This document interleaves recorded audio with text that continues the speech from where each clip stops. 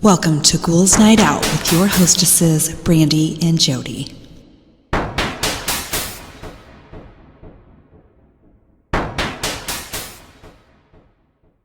Hello, beautiful ghouls. Welcome. This is Brandy. I am here with my sister, Jody. Hello. So I have a stupid joke. What do you do with a sick boat?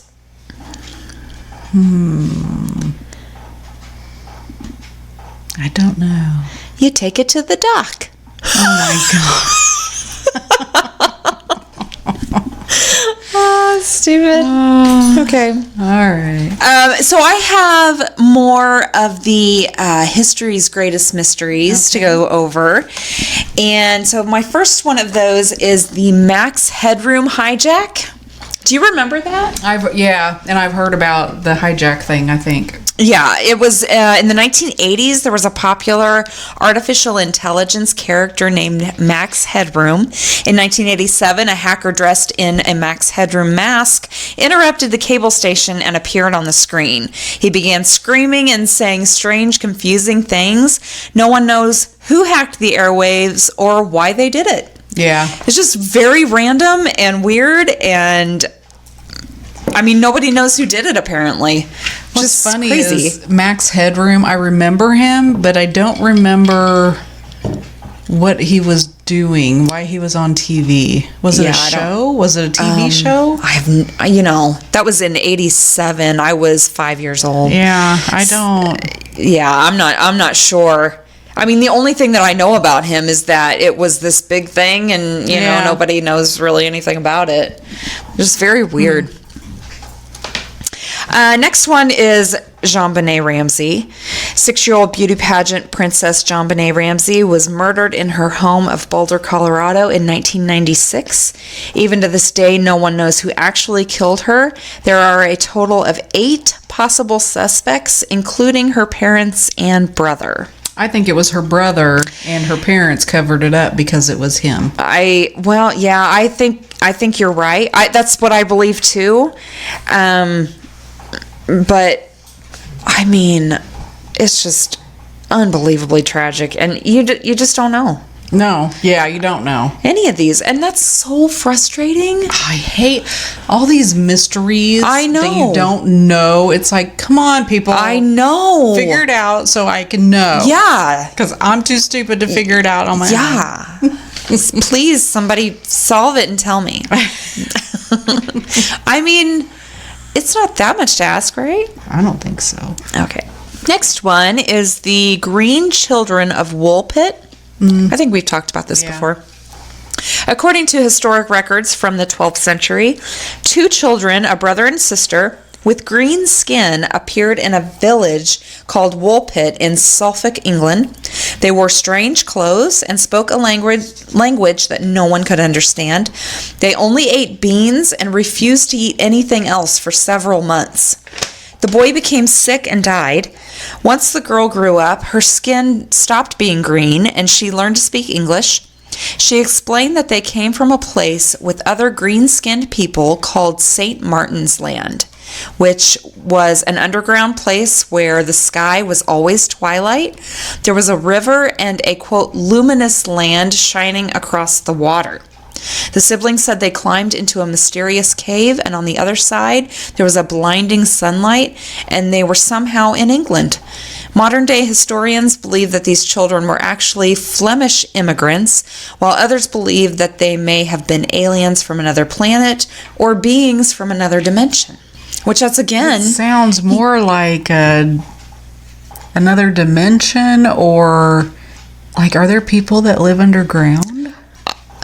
You know, I mean, obviously, I'm not a scientist or anything, so I don't know, but you would think that, especially after these kids came up from whatever they came up from, that they would do some sort of research around that area to see if they could find this underground world that apparently these, I mean...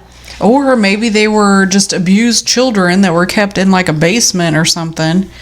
Yeah. And they don't know anything. Who knows? But then Oh my God, it's just questions. That's all Yeah, it is. It's I know. just, it's very frustrating. Again.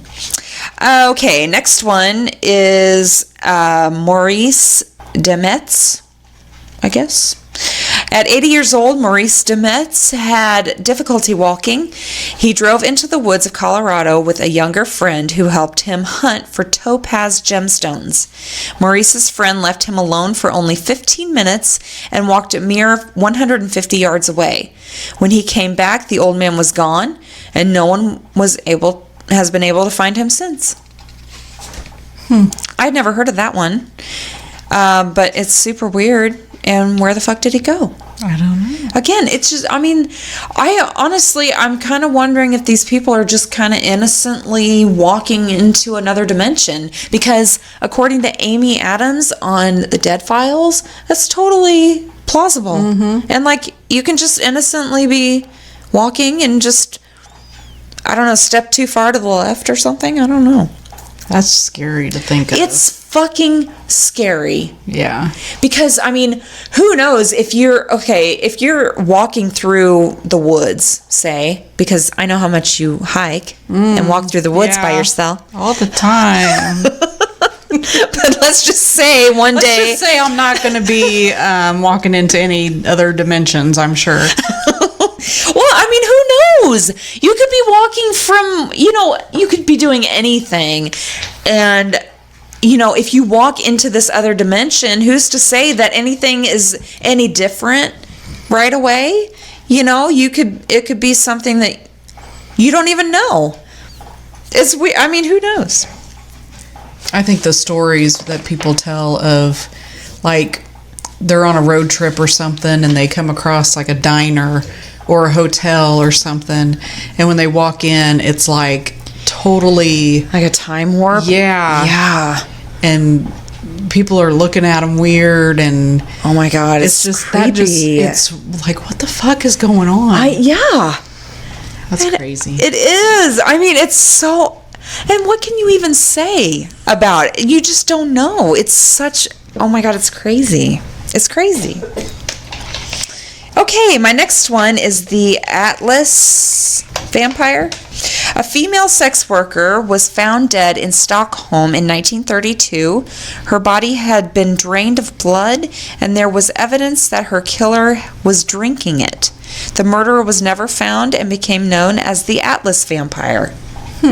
That's weird. Yeah. Next one is Genghis Khan's tomb.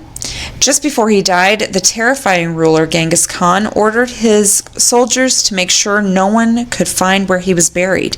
It is said that anyone who helped build his tomb was killed, and the river was diverted to flow over the burial site. Over 10,000 volunteers tried to look through digital maps to try and find where his burial site was in Mongolia. Researchers still cannot seem to find where this ancient leader was buried. Interesting. But, that was in a time where there wasn't really records kept. No, you know what I mean? True. So, yeah. I mean, that's not...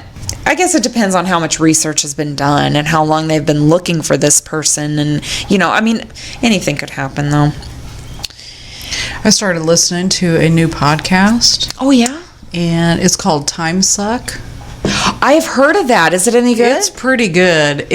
He goes like, he tells a lot of the stories are the same ones that we've already done, but he goes into like greater detail. Like he researches. Like he actually researches. Yes. And like he did, there was a really good one on Caligula. I'm sorry, what? Caligula. Oh, Caligula. And the Mandela Effect. Ooh, yeah. Which that's the one I'm in the middle of right now, and it's really interesting because he not only goes into that, but he also goes into like the science of people that like what's that called? Power of suggestion. Oh, yeah. Yeah, it's really interesting. That is interesting. Yeah. And the mind is crazy. I Yeah. mean, it will Yeah. So For most people, I think, people can get you to believe whatever. yeah. I mean, if it's something that you, especially if it's something that you are not 100% sure of in the first place, exactly. Absolutely, you can get swayed. You should check it out. It's really good. Okay, yeah. He does. I mean, it's like this whole, just whatever he's in the mood to do. And I'll skip through, the stuff I'm not interested in or whatever. But the stuff that I am interested in, he does a really good job. I'm gonna have to check that out because my commute just got quite a bit longer. Yeah, so. it's good. Okay, yeah. Good deal. Time suck. Okay, I'll have to look that up. Okay, next one is, and I'm going to probably butcher this, but it looks like the Voynich manuscript. Yes, I've heard of that. I have never heard of that. So, really? Yeah. It says a beautiful book was discovered from the 1400s. It has illustrations of plants that do not exist, and it is written in an unknown language. Some people believe that the Voynich manuscript is in code, but no one has been able to figure it out. Theories surrounding the book point to witchcraft, but no one really knows who wrote it or why. Yeah, they haven't been able to figure anything out about it. Nothing. Weird. And sometimes someone will think they cracked it, and they don't. They haven't. Weird. And that's super weird. I've never heard of that. I'm gonna have to look. It's got like drawings in it and words that nobody knows what they are, and weird. It's really weird. Oh my god, I love it. Okay, next one, the Count of Saint Germain. Throughout the 1700s, a man who is only known as the Count of Saint Germain, I think, was traveling through Europe. He was spotted many places, and yet he always seems to appear to be the same age. No one knew where he came from, but he could speak multiple languages and was talented in just about everything. He was also an alchemist, one of the people who was studying the secret to immortality. On paper, he died in 1785. However, there are records of him being alive afterwards, still looking just as young as he was years before. Some believe he actually figured out how to live forever. He's a vampire. That's crazy. They do call him a count. Or he's just someone that looks like him that they keep seeing.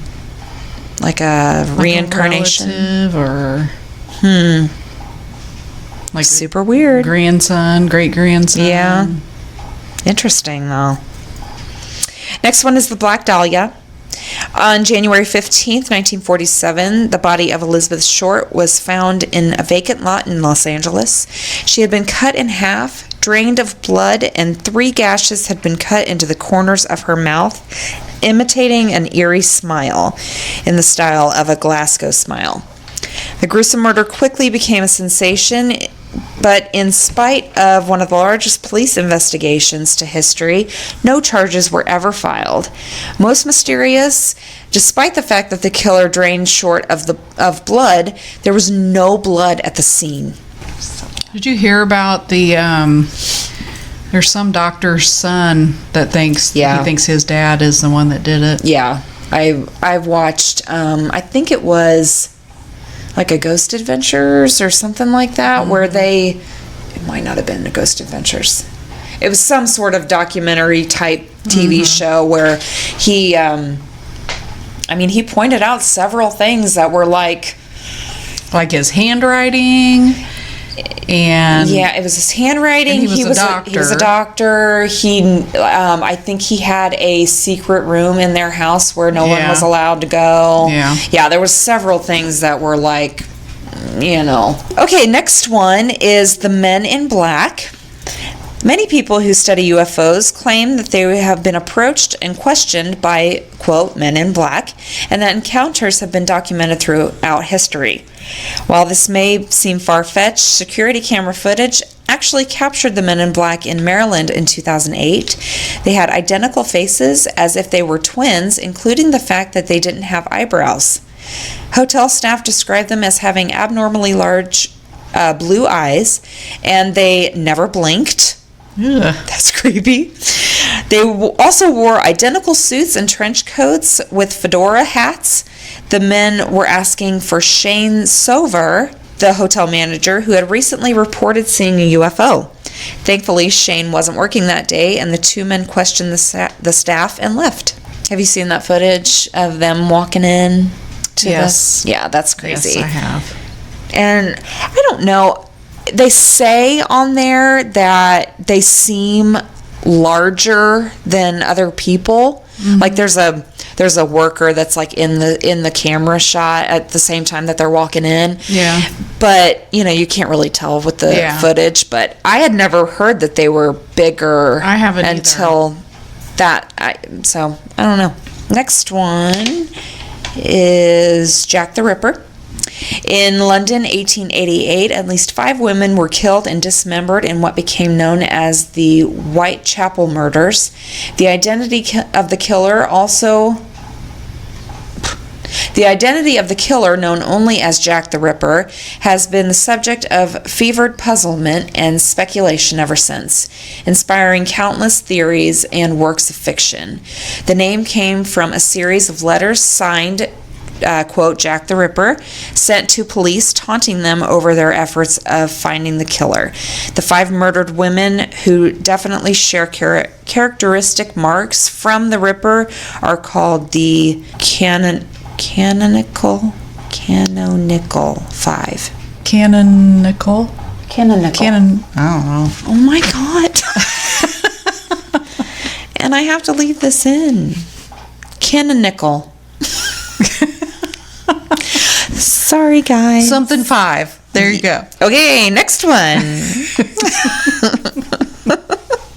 The Babushka Woman. Oh. When President John F. Kennedy was assassinated, many people began to run away from the scene, except for one woman who was wearing a scarf around her head. She was filming the entire time. Since this was during the Cold War, the woman was given the nickname the Babushka Woman, since the scarf was similar to what Russian grandmothers would wear. The FBI searched for this woman because they wanted to question her and get the footage from her camera. One woman came forward to say that she was the Babushka Woman, but could not keep her story straight. Liar. Authorities believed she lied for the attention. The true Babushka Woman has yet to be found. Have you seen her? Yes. Yeah. I mean, it's crazy. She's like right front and center, and nobody knows who she is or where she is or what happened. Crazy. Next one, Hae Min Lee. In 1999, in Baltimore, Maryland, a teenage girl named Hae Min Lee was murdered. Her death was blamed on her boyfriend, Adnan Syed, and he was sent to jail. However, this is a significant amount of proof that he did not commit the crime, and events of Hae's death are so complicated that it inspired the podcast called Serial, which walks the audience through all the facts of the case. Fans of the podcast have come up with multiple theories on who the murderer actually is, but the mystery is still unsolved. Did you ever listen to Serial? No. It was good. The first season was good. I didn't care for any of the other ones so far. I mean, I haven't listened to... I think I listened to the first and second one. Yeah. And the second one just wasn't quite up to par, the first one, so... But it was good. I enjoyed it. But yeah, I believe he's still in jail, and he's still trying to get out, because I mean, it really doesn't sound like he did it. But, who knows? Your dog is snoring. Is he? Mm-hmm. That? Mm-hmm. Yeah, he's loud. I had to wake him up last night. I was like, Chunks, shut up. And you're just loud. Oh, we're at 20 minutes. Okay, so my last one, the yogurt shop murders. 4 young girls were working in Austin, Texas yogurt shop in 1991 when the shop burst into flames. Firefighters rushed to the scene. When the fire was out, they found the bodies of the 4 girls tied up inside the building. Aww. Police have not been able to prove who committed this crime. Which have you ever heard of the story of the yogurt shop murders? I don't know. I think I'm thinking of wasn't there another one that was like Radio Shack or... Oh, Lululemon. Yeah. Was it one? Yeah, because there was a murder in a Lululemon store, Was it? but it was 2 employees. But yeah, there's a lot of stuff about that murder that's just super weird and I don't know crazy. if I've heard that one or not. My Favorite Murder did an episode they? on it. Yeah. Oh, well, I probably did. Yeah, it's crazy though. So those were mine for the beginning. All right. I did Ghosts of Michigan. All right, that's close. I like it when it's close. It's creepiness. Exactly. All right. The first one is River Raisin National Battlefield Park in Monroe. In 1812, hundreds of Americans died at the River Raisin Battlefield. Like so many battlefields, this is given. Wait, oh my God. We're not starting out good tonight. Like so many battlefields, this has given rise to a grim and unsettling reputation for paranormal activity. In fact, River Raisin National Battlefield Park is considered to be one of the most haunted places in Michigan. River Raisin was the site of one of the biggest battles in 1812. The 850 American troops who were settled there were attacked by 500 British soldiers and 500 Native Americans. Around 300 American soldiers were killed and hundreds more were wounded. These wounded men were left defenseless and ended up being slaughtered by the Native Americans in what is now known as the River Raisin Massacre. It is estimated that in all, only 33 of the Americans escaped alive. No figures are known for the death toll on the other side. As you might expect, given the gruesome history, ghostly apparitions are the norm here. Several visitors have seen spectral American soldiers in uniform appropriate to 1812. Some visitors have captured shadowy figures in doorways when taking photographs, and there have been multiple EVPs recorded in the area which contain moans and cries of agony and the sounds of battle taking place. Holy shit, that would be the scariest EVP ever. Oh, I know. Just like screams like a war. Oh my God. That would be horrible. Yeah. Mackinac Island in Lake Huron. Mackinac Island is a very popular tourist destination, but visitors say that even in the height of summer, certain areas just feel cold and somehow off compared to others. More than 100 individual ghosts reported on the island. This is one of the most haunted places in Michigan. Let's take a look at some of the paranormal hotspots. The Morrill Rearmament Building has long been one of the most well-known haunts on the island. It is said to be haunted by a former student of Mackinac College who is a bit of a practical joker with male guests and who is said to flirt with the ladies. The story goes that the young man had a girlfriend at the college and he asked her to marry him. When she refused, he was brokenhearted and went into the woods to commit suicide. Although he went missing in February, his corpse was not found until July. The death was ruled a suicide, but there have been persistent rumors that perhaps there was foul play involved. Is this why he still wanders the building in search of justice? There have been reports of disembodied voices whispering in visitors' ears and a general uneasy feeling like someone is watching from the shadows. The Grand Hotel is also said to be haunted, with both guests and staff reporting phantom footsteps and doors that open and close on their own. It is thought that the hauntings here could stem from the fact that the cemetery was moved to accommodate expansion of the hotel. Huh. Another hotspot on the island is Mission Point, which has been featured on a couple of paranormal television shows. The ghost of a little girl called Lucy is seen on the balcony, often calling for her mom and dad. It is thought that Lucy died of a sudden illness while her parents were away on business in Detroit, and she passed before their return to the island. Meanwhile, Perry Hotel is haunted by the spirit of a woman who committed suicide there in 1902. She's often seen standing, looking out towards the nearby lake. Felt Mansion in Holland. Dor E. Felt started construction of started construction on Felt Mansion in 1925 with the vision of building a beautiful home for his family. It was originally intended to be the family's summer home, and it took 3 years to complete. It was one of the largest mansions of the time, with 25 rooms across the 17,000 square feet that the house occupied. It even had its own ballroom. However, just weeks after it was completed, Dorr's wife Agnes passed away suddenly, and he was left devastated. He died about 18 months later, some say of a broken heart. In the years that followed, the Felt family fell on hard times. Gradually, the land and then the house were sold off. The mansion was converted into a prep school for Catholic boys. Then in the 70s, it was converted first into a prison and then to a home for cloistered nuns.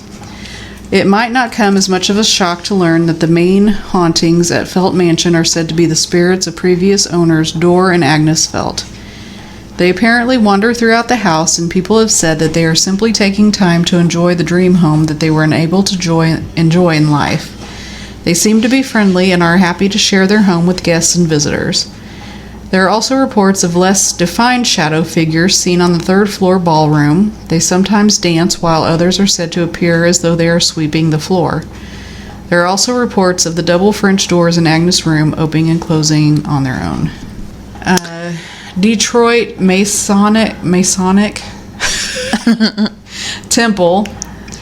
Another one of the most haunted places in Michigan is Detroit Masonic Temple. One of the most well-known ghosts that are said to inhabit the building is George D. Mason. His apparition has been spotted with several guests and the night watchman.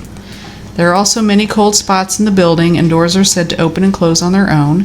In particular, the roof doors have said to swing open just moments after being locked by the night watchman. What is a roof door? I don't know.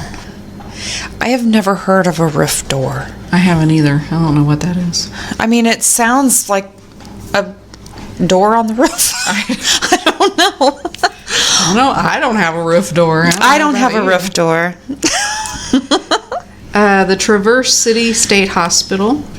Traverse City State Hospital was in operation for more than 100 years, so you can imagine the vast number of patients who have passed through its doors and the large volume of deaths that must have occurred here. As you might imagine, over the years there have been a growing number of tales about restless spirits and patients who have never checked out of the hospital. It now stands abandoned and decaying, but it is known to be one of the most haunted places in Michigan.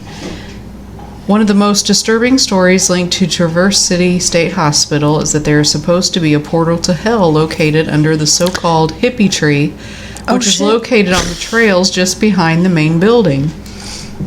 So hippies seem like real chill and relaxed. So like a portal to hell under a hippie tree? Yeah. It's a little... It's kind of an oxymoron. Yeah. There are also frequent reports of disembodied screams and voices echoing through the empty halls, and lights are said to turn on and off at random, despite the fact that the electricity has been disconnected for several years. Oh, no. Some of the spirits who have actually manifested as full apparitions around the hospital include several patients, including children and the spirit of a priest who took his own life inside the hospital. What is that noise there? I keep hearing noises. It's the dog. Okay.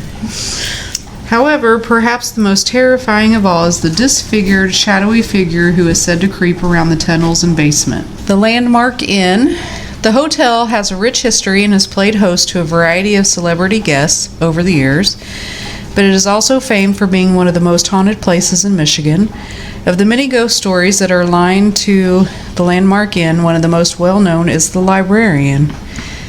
It is said that in the 1930s, a spinster librarian and a crewman fell in love. The plan was for the couple to marry after his final cruise, but unfortunately, the ship was swept away and the entire crew went down with the ship. The librarian never recovered from her grief, and it is said that she died soon after, possibly of a broken heart. Aww. Many people have reported seeing the librarian gazing out the window of the Lilac Room up on the 6th floor, bound for eternity to wait for her missing lover to return from sea. The Lilac Room has been the most active room since the renovation work in the 90s. The very first guest to stay in the room after the grand reopening complained of finding screws in the bed. He had the housekeeper change the sheets, but on returning to the room after dinner, there was more screws in the bed. Staff have also said that the front desk frequently receives calls from the Lilac Room even when it is unoccupied. Creepy. Okay. I've got a monster for Michigan. It is the Nain Rouge. Okay.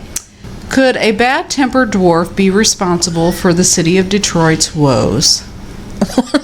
The legend of the Nain Rouge, or Red Dwarf, suggests so. The nasty Nain Rouge reportedly is a small creature with fur boats and bad teeth. He may have been the first Fur boats. I don't know what a fur boat is. He may have been the first mugger in Detroit, said to have attacked the city's first white settler, Antoine de la Mothe de Cadillac, in 1701. He's said to have placed a curse on the Frenchman who died penniless after returning to his homeland. The Nain Rouge also reportedly was seen before a bloody 1763 battle between Native Americans and the British, before an 1805 citywide fire, and during the War of 1812. Sightings continued through the 19th and 20th century, and the mean beast is said to have been seen before the 1967 riots. Since 2010, Detroiters have been staging a parade and celebration in March in the Midtown Cass Corridor neighborhood known as La Marche du Nain Rouge. I'm obviously not French. Its purpose to ritually exorcise the ill-tempered beast. Its newfound celebrity also includes having a red wine and a local beer named after it.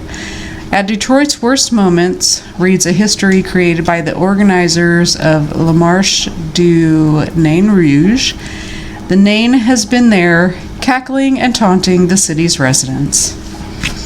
That's weird. That is weird. I'd never heard of that before. I haven't either. Interesting. That's all I got. All right. This week I did creepy phone calls from the dead. Ooh, I don't like phone calls. I know, and I've always kind of avoided this subject because I don't know, I guess I just figured it wasn't that interesting, but... Well, I had my own phone call, so that's very interesting. Well, yes, it is. It's very interesting. So, first one, this happened to my older brother, Matt, about a year ago, just weeks after my eldest brother, Jeremy's best friend, Joe, died of heart trouble. My cousin's best friend's aunt. Her roommate's friend had a brother. But no, okay, this is older brother, eldest brother Jeremy's friend Joe died of heart trouble. Matt received a phone call from a person that sounded exactly like Joe. He said something like, "Matt, it's Joe. Is Jeremy home? Something really strange is going on." Matt freaked out and could hardly answer. "No, he's not, sorry." Then the phone hung up and Matt looked at the caller ID and it read out of area. So Matt tried star 69, but they were unable to trace the call. We never got another telephone call from Joe, and it scares Matt still to think about it. Is there still star 69? I don't know. I don't think there is. I mean, we've got caller ID now. Yeah. So that was before caller ID. Yeah, that was before. Yeah, because that's what you would do to find out who just called. Yeah, you. It would tell you the number that just called. Well, it didn't tell you the number. It would call it. Oh, that's right. Yeah. That's right. Crazy. That was a long time ago. I'm not old. Me neither. I'm a lot older than you. Anyway, moving on. Yes, let's move on. Next one, my husband lost his grandfather a long time ago, but just recently he had been experiencing something really weird. He has seen his grandfather's name come up on our caller ID, so we thought someone was calling from his grandfather's house. This was the first time and no one was even home. Just today, for the second time, he was at work and clearly, along with his coworkers, heard the phone ring. He answered it on the first ring but only heard a dial tone. When he looked at the phone's directory, which has no caller ID but lists who he has called, he saw his grandfather's name again. Very weird. That was all that one. Oh. Next one. One of my clients related this story to me a few years ago. At the time, she worked for the Department of Social Services, and one of the services she offered was checked for emergency expenses. She had issued a check for $100 to one of her clients for utilities and was about to close the file when the phone rang. On the line was the woman to whom the check was issued. The woman sounded vague and distracted, but clearly said, "I won't be needing that $100 after all." My client made a note of it and went on with her other work. That evening at home, she was reading the newspaper when she saw the obituary of the woman she had talked to with on the phone. She had died the previous day. Oh my gosh. Oh my gosh. That's creepy. That is. That is a responsible citizen, though. She called and made sure I don't need that $100 anymore. I'm good, thank you. Well, I'm not good. But I don't need it. No, she's better than she was because she needed financial help. That's not good. But damn, that woman did not procrastinate at all. No. She was on top of it. Okay. Next one, 3 years ago, my mother passed away. We were very close and I miss her daily. Last Christmas evening, I went to bed and woke up to the phone ringing. I answered it and a voice that was very familiar to me said, "Hello there." It was my mother's voice. Oh my gosh. The line had a static noise and the sound cut in and out. I said, "This can't be you, Mom. You're dead." She said, "Oh, come on now." She sounded a bit agitated, and then we were cut off. Oh. My 16-year-old daughter was sleeping in the next room and also had heard the phone ring that night. I know it was my mother's voice. She had a Norwegian accent. It was her. That's crazy. That is crazy. Oh my gosh. Next one, this happened about 15 years ago. I called my friend up and he wasn't home, so I left a message on his answer machine. I said, "Hey, it's me. Sorry I missed you. Call you later. Bye." And then I hung up and left the house. I made no other calls. Later that day, he called back and says, "Wow, that was quite a message you left. Who was the girl you were talking to?" I was like, "What are you talking about? I wasn't talking to any girl." Well, as it turns out, the message didn't end after I said bye. I had to go over to his house to listen to the message a few times. After my initial message that I did leave, as quoted above, there was a slight pause and it continues for another 30 to 40 seconds or so with me talking to some girl. Oh my God. It was my voice, but a conversation I never had with a girl whose voice I didn't recognize. You could compare it to the message I know I did leave, and the two voices were indistinguishable. Not just the voice, but, talking mannerisms. It was my voice. Also, references to my occupation and activities were the same. Basically, in this conversation, I was talking to this girl about going skiing, but I had to go down to my shop and work on a car first, which totally correlated to me. Then the message just stopped. It was recorded on one of those digital recording machines that recorded the message to a chip, so there was no tape. I could have taken and analyzed, unfortunately.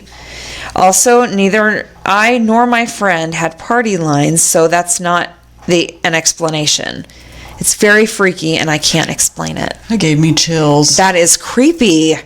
Like, what the fuck? Hearing your own voice, having a conversation that you'd never had before. Yeah. That is crazy. Oh my God. Okay. Next one is in very small print. So, this could be interesting. Okay. Shit, I'm getting old. When I was 11, in 2001, my grandparents moved from Florida to Tennessee to be closer to my father as they were approaching 80 and my grandfather had been having heart problems. My parents have 5 acres and ended up placing a mobile home on their property for my grandparents to live in.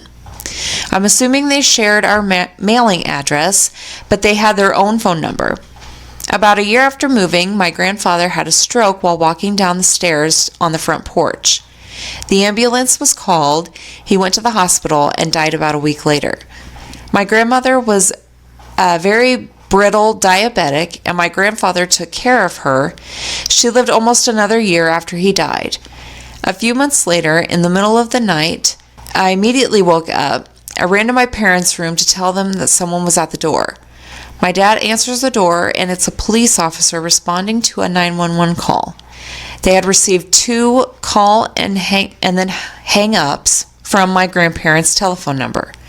The trailer wasn't even on our property anymore, and the utility lines were all disconnected months and months before. Dad explained this to the officer, and he left.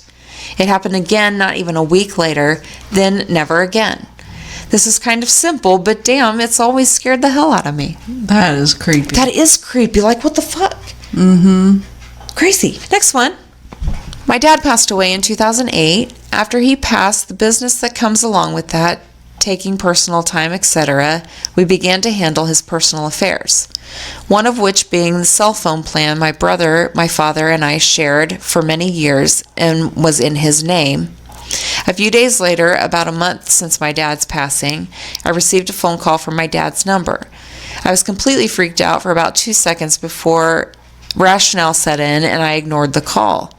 I figured it was a glitch of some sort, blamed it on a flaw in technology, and never really thought about it again. About 3 days later, another call comes in from my dad's old number.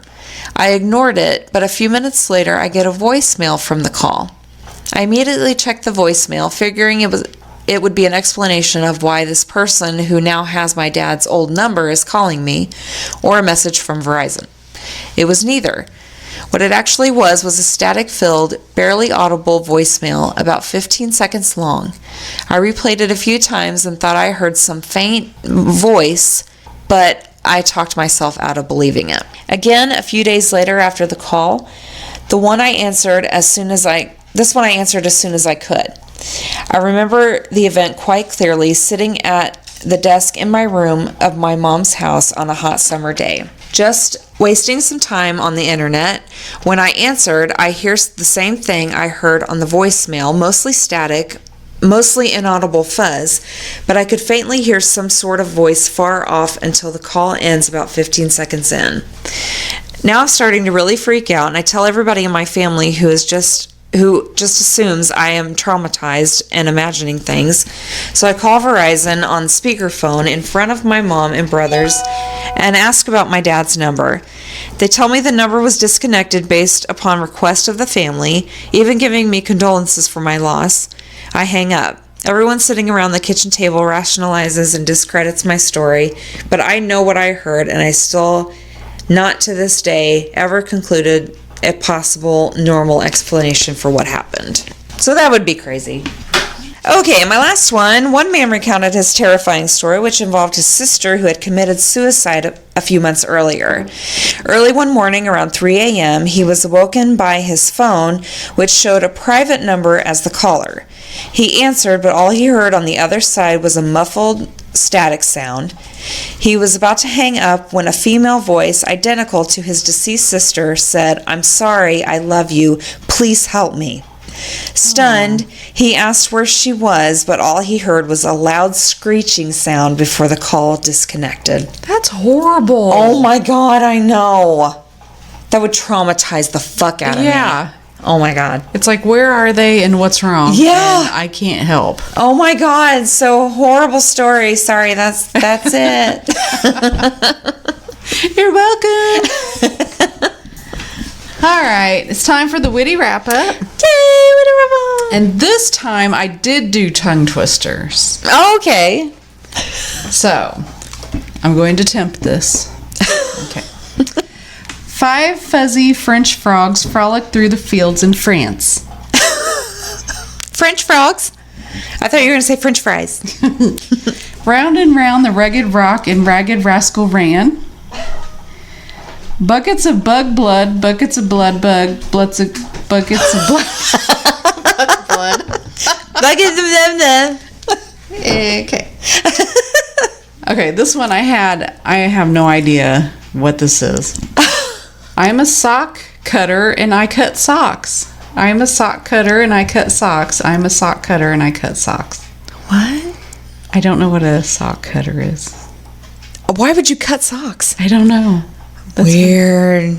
If colored caterpillars could change their colors constantly, could they keep their colored coat colored properly? Oh my gosh, I can't believe you got through that. That's impressive. 33,000 people think that Thursday is their 30th birthday. What? I'm surprised you got through that one too. That doesn't make any sense at all. How many saws could a seesaw saw if a seesaw could saw saws? As he gobbled the cakes on his plate, the greedy ape said as he ate, "The greener green grapes are, the keener keen apes are. To gobble green grape cakes, they're great."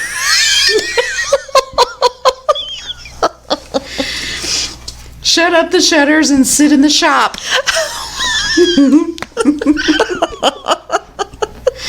A fly and flea flew into a flue. Said the fly to the flea, "What shall we do?" "Let us fly," said the flea. Said the fly, "Shall we flee?" So they flew through the flaw in the flue. Oh my god! How much dew does a dewdrop drop?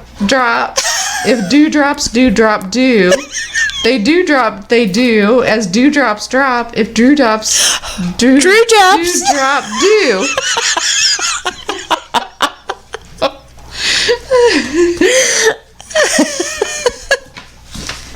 If Canty can tie a tie and untie a tie, why can't I tie a tie and untie a tie like Canty can?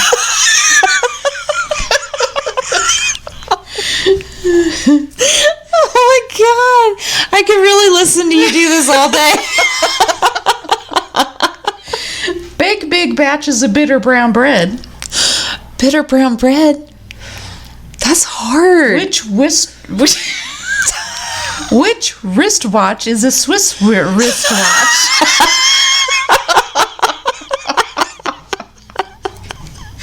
Whoever slit the sheets is a good sheet slitter. Whoa. No. Sheet slitter. I don't know. Crush grapes, grapes crush grapes. Oh my gosh. A black bloke's back break block broke. Oh. Fresh fried fish, fresh fried fish, fresh fried fish, fish fresh fried fish fresh, fish fried fresh. Oh my gosh, that's not even a thing. There was a minimum of cinnamon in the aluminum pan. Oh my gosh, how did you just say that? Big black bugs bleed blue black blood, but baby black bugs bleed blue blood. Whoa. Okay. Elizabeth has 11 elves in her elm tree. Oh, okay. Tie a knot, tie a knot, tie a tight knot, tie a knot in the shape of a knot. Okay. Red blood, green blood, red blood, green blood, red blood, green blood. What the hell was that? That's like red, yellow, leather. Red leather, yellow leather. Oh. Have you ever said that? Tried to say red leather, yellow leather? Red leather, yellow leather. Over and over, 5 times fast. Red, yellow, wait, what? Red leather, yellow leather. Red leather, yellow leather, red leather, yellow leather, red leather. What was the one you just said? Red blood, green blood. Yeah. Red blood, green blood, red blood, green blood. Busy buzzing bumblebees. Bumblebees or bumblebees? I said bumblebees. I heard bubble. I did say bubble. A lump of red leather, a red leather lump. Okay. I shot the city sheriff, I shot the city sheriff, I shot the city sheriff. Purple paper people, purple paper people, purple paper people. I saw a kitten eating chicken in the kitchen. Okay. This one, dimensional analysis. What? Dimensional analysis? Yeah. Dimensional analysis? How is that hard? I don't know. Dimensional analysis. I'm drunk and I can say that. It's a nice night for a white rice fight.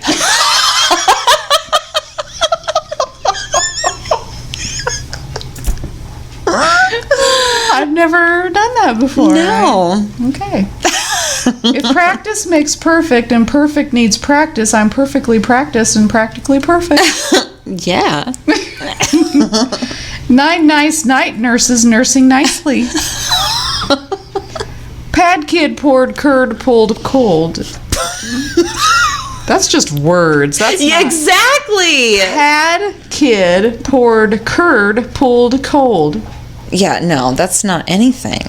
How many snacks could a snack stacker stack if a snack stacker stacked snacks? And my last one. No need to light a night light on a light night like tonight. Oh my God. That's fantastic. That's all I got. I love it. All right. Thank you guys so much for listening. Please send in your stories. We don't care what they are. We've gotten none recently except for Ashley. So thank We you, love Ashley. Yes, Ashley, thank you. And everyone else who has sent us stuff. We appreciate it so much. Lauren, too. Yeah. And everybody else. Anyway, send in your stories. ghouls.nightoutpodcast@gmail.com. You can look us up on Facebook, join our group, and rate, review, subscribe wherever you listen. And we will talk to you next week. Later. Bye.